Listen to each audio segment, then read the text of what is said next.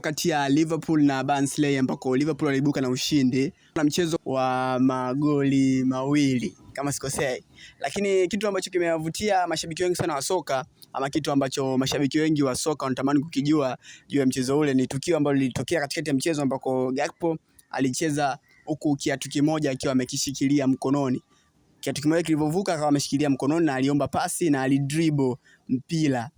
Baada ya kudribble mpira akaachia pasi. Na baada ya hapo ndipo mwamuzi akasimamisha mchezo na kumruhusu Cody Gakpo avae kiatu. Kwani mwamuzi kipindi pasi inapigwa ilitakiwa aimbe filimbi ili Cody Gakpo avae kiatu, ama kama mpira upo kwenye move unatakiwa umwache mchezaji kama kufunga afunge ama kutoa pasi atoe pasi, alafu baadaye ndio afanye tukio la kuvaa kiatu. Nahitaji wataalamu zaidi pia wafafanue hapa, wale ambao wanafahamu kuhusiana na sheria hiyo uwanjani. Watuambie hapa kupitia komenti zao. Je, alichokifanya mwamuzi ni sahihi ama alichelewa kutoa maamuzi?